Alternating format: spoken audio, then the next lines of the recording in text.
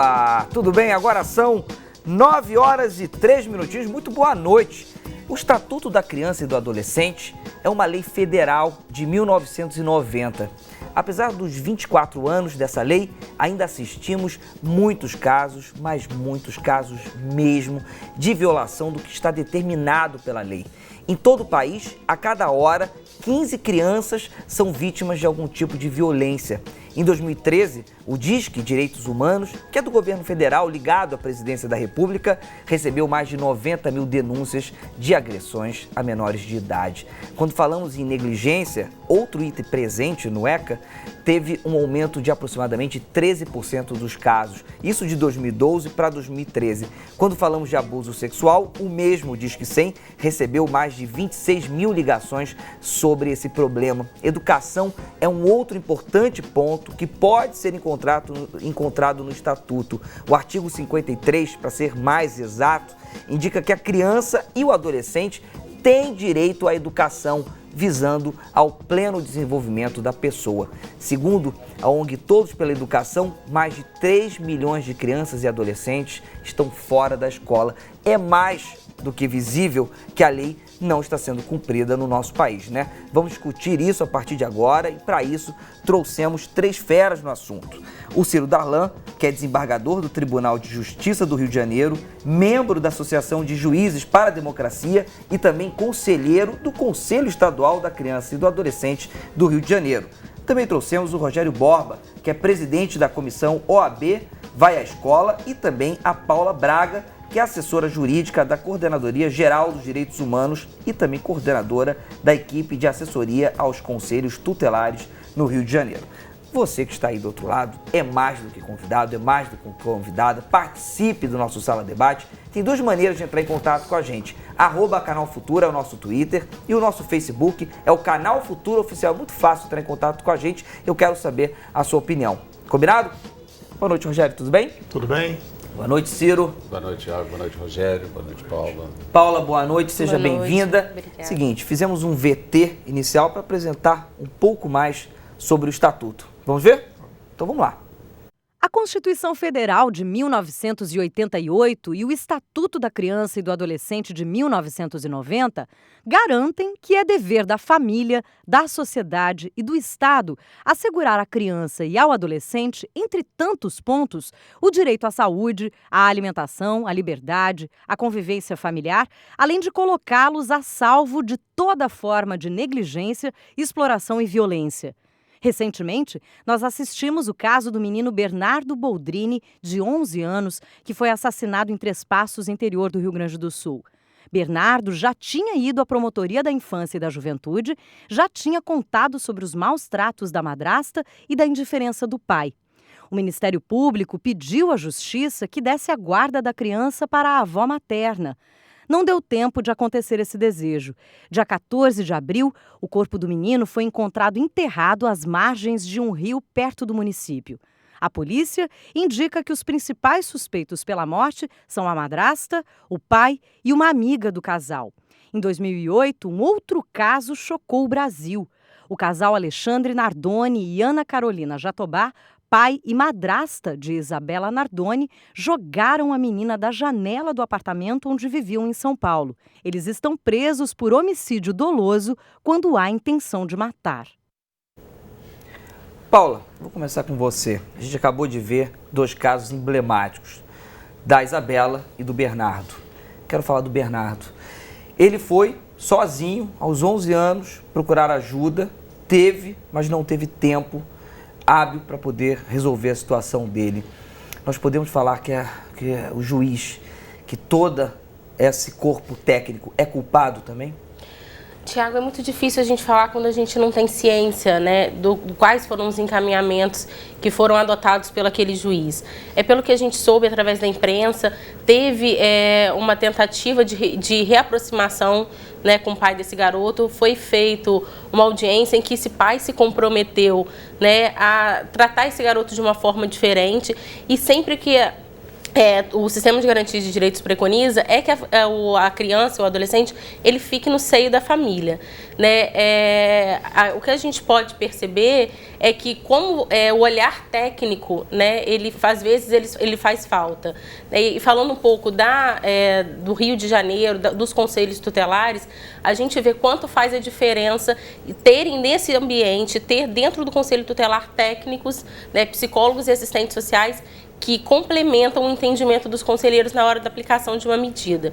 Então, eu acho que o olhar técnico, nesse momento, auxiliando o juiz, o promotor e o conselheiro tutelar, faz toda a diferença. Quero lembrar que o artigo 19 do ECA diz o seguinte: toda criança ou adolescente tem direito a ser criado e educado no seio da sua família e, excepcionalmente, em família substituta, assegurando a convivência familiar e comunitária, em ambiente livre da presença de pessoas dependentes de substâncias entorpecentes.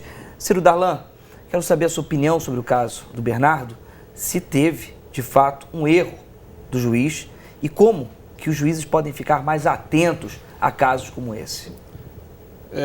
O tema do programa já anuncia essa sucessão de negligências. Houve, sim, negligência do juiz, houve negligência da sua equipe técnica, houve negligência do Ministério Público. Mas é preciso explicar para a população que essa responsabilidade não deve cair apenas nas costas do magistrado. Houve no Brasil uma negligência institucional, porque o Estatuto da Criança e do Adolescente diz que criança deve ser prioridade absoluta. E nenhum tribunal do Brasil trata a causa da criança e do adolescente como prioridade absoluta. Nenhum juiz da infância e da juventude do Brasil tem a equipe técnica que deveria ter, e a Paula chamou atenção para isso. O juiz não é um doutor sabe-tudo, ele precisa ser assessorado e bem assessorado por psicólogos, por assistentes sociais, por uma equipe de médicos. E se o juiz do Rio Grande do Sul tivesse essa assessoria de qualidade, certamente ele não teria errado. E o caso do menino Bernardo, assim como a da Isabela Nardoni, teve essa repercussão porque são meninos de classe média, Tiago. Mas esses fatos acontecem dioturnamente nas classes mais pobres da população, sem nenhuma repercussão, né? Porque as estatísticas apontam que a maior violência, o mais alto índice de violência ocorre justamente no ambiente familiar. É dentro de casa, onde a criança deveria ser mais protegida, que ela tem sofrido os maiores abusos. A negligência, o assédio sexual, o abuso sexual, a violência psicológica. Isso tudo acontece porque o sistema de garantias de direitos, também por uma negligência institucional, no caso, negligência do poder público, não está colocando à disposição da sociedade o número necessário de conselhos tutelares, não está fazendo com que funcione na sua plenitude os conselhos de direitos. Então, é muito bom que façamos uma reflexão, e o programa serve justamente para isso, para que nós reflitamos em conjunto, porque quando o Estatuto, quando o artigo 227 da Constituição diz que é dever de todos, não exclui ninguém. O telespectador que está assistindo o nosso programa, ele tem responsabilidade também, porque se ele sabe que a criança do seu vizinho está sofrendo alguma negligência e se cala, ele também está sendo negligente e conivente com essa violência. Então é preciso que todos nós brasileiros assumamos essa corresponsabilidade para evitar que crianças continuem sofrendo violência, porque sofrendo violência ela reproduz a violência. Eu quero dizer alguns números do Disque 100, isso de 2012 para 2013, ok? Negligência, em 2012, 60% teve incidência, para 73,4% em 2013. Psicológica, 2012, 50%, aumentou para 50,4%. Física, em 2012, 45%, para 42,6% em 2013, uma pequena queda. E sexual, de 2012, aproximadamente 30% para 25,7%. Rogério, vejo que muitas pessoas querem alterar o estatuto. Sempre aparece uma medida daqui, uma tentativa dali. Precisa de modificações? Olha, eu entendo que não. Não uma modificação do jeito que as pessoas pedem. Existe uma cultura no Brasil de que tudo se resolve pela lei. né? As pessoas acham que a lei é o grande maná que vai trazer a solução de todos os problemas. Como o doutor Ciro falou, é um problema estrutural. Por quê? Porque o CNJ agora recentemente apresentou um relatório que o juiz brasileiro é o juiz que mais julga no mundo, né? Enquanto ele deveria estar julgando, ele julga 5,6, eu não lembro os números exatos, mais causas do que a média que a ONU estabelece. Então o problema não é exatamente a lei. A lei, óbvio, ela merece alguns reparos, sempre pode ser aprimorada, mas o problema está na aplicação da lei. O problema está na estrutura, que o doutor Ciro falou muito bem, a Paula falou também, você não tem um número suficiente de pessoas. Mas, Rogério, será que a gente sempre vai ficar com esse argumento que me parece que a gente é muito repetitivo? É sempre o problema. Estou falando que você está sendo repetitivo, não, mas é muito comum que isso seja falado. É o problema que falta funcionário, é o problema que a lei não é cumprida. Quero saber por que essa lei não é cumprida, definitivamente. São números e mais números que provam que ela não é cumprida. É uma questão cultural, porque você pega as pessoas de maneira geral, elas só cumprem a lei quando você tem alguém obrigando-as a cumprir. Você pega um exemplo da lei seca, né? É óbvio que as pessoas colocam a si mesmas e as outras pessoas em risco quando elas ingerem bebida alcoólica e dirigem. Mas você precisa de uma blitz de lei seca para você ficar controlando e limitando liberdades, isso é uma outra discussão, mas você precisa que alguém controle essas pessoas para elas poderem cumprir a lei. Então é cultural que as pessoas não tenham consciência, ou se têm consciência, não se sintam responsáveis em cumprir essa lei, senão quando obrigadas pelo poder público. Então o poder público ele tem a sua tarefa, mas ele é uma questão cultural do ser humano, não vou colocar só o brasileiro, mas de maneira geral as pessoas só cumprem a lei quando obrigadas. Então essa questão da estrutura do Estado é porque as pessoas demandam muito mais do Estado, porque o Estado não faz simplesmente o papel dela, o papel estatal, né, de proteção de todos nós, mas ele também tem que fazer com que o cidadão vá cumprir o seu papel normal. Um outro exemplo, todo mundo reclama de corrupção, reclama dos políticos. Aí você vai em qualquer estabelecimento, um shopping center, um supermercado, você olha uma vaga reservada para pessoa com deficiência ou para uma grávida, para um idoso, e o sujeito para o carro ali e diz, é só um minutinho. Quer dizer, o não cumprimento, quer dizer, a sobrecarga do Poder Judiciário ou do Estado como um todo, se deve muito ao descumprimento ou à falta de consciência e de responsabilidade de cada indivíduo em cumprir o seu papel. Também depende do conhecimento do que é o papel. Você falou muito bem, as pessoas veem a violência, veem o descumprimento da lei e não falam, não denunciam, porque isso aqui não é um problema meu. Você aponta um erro e a pessoa fala, não, cuida da sua vida. É a nossa vida, a vida em sociedade depende disso, do cumprimento do meu papel enquanto cidadão e de apontar os erros e de fazer a minha parte. Não é só votar. É a participação da plena cidadania. Então, esse é o problema, pelo menos na minha opinião. Você que está em casa pode participar e deve participar aqui do Sala Debate. Tem duas maneiras de entrar em contato com a gente. @Canal Futura é o nosso Twitter e Canal Futura Oficial é a nossa página no Facebook. O que você acha, hein? O ECA, o Estatuto da Criança e do Adolescente, está sendo seguido, está sendo cumprido? Eu quero saber a sua opinião.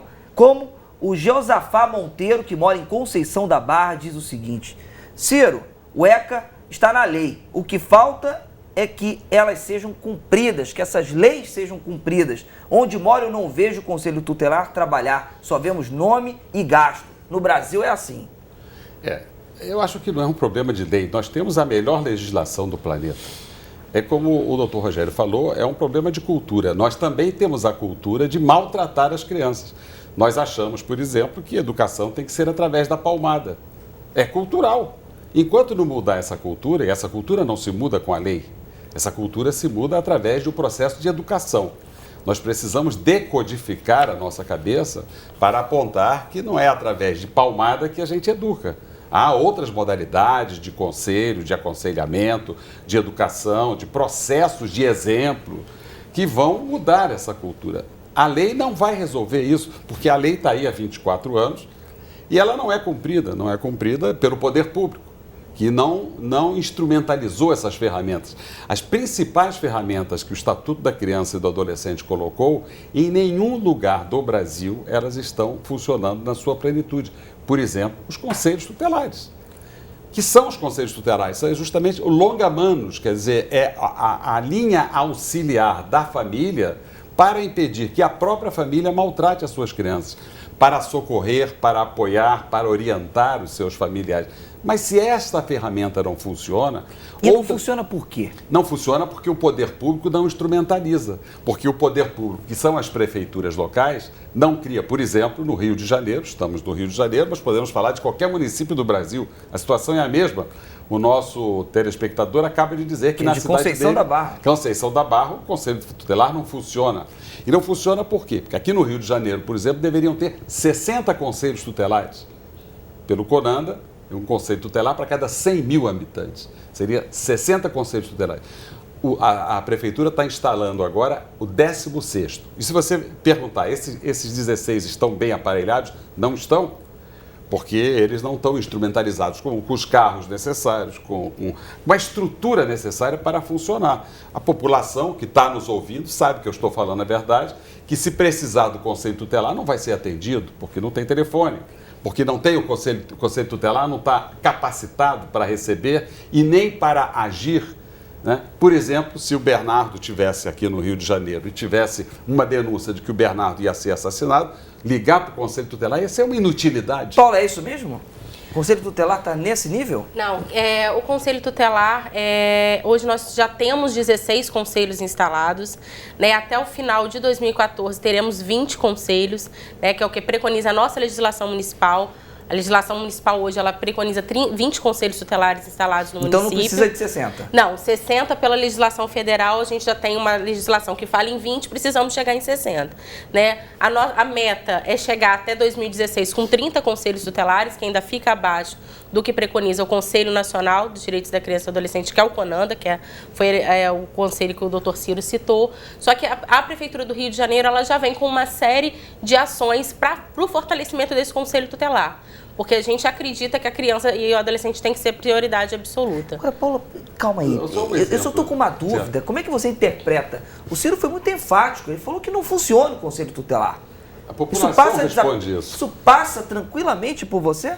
Não passa tranquilamente. A gente reconhece, né, toda a falta de infraestrutura, mas eu acho que Tiago, a gente já está vindo com ações que há muito tempo o Conselho não recebia. Como, por exemplo, a Prefeitura do Rio de Janeiro hoje está investindo em capacitação para os conselheiros e para as equipes técnicas, com a Fiocruz, que é uma instituição que tem larga experiência em capacitação de conselhos tutelares em todo o Brasil, né, que está vindo como parceria a Unicef, que é um organismo internacional de proteção à criança e adolescente, que não precisa, né, de apresentações.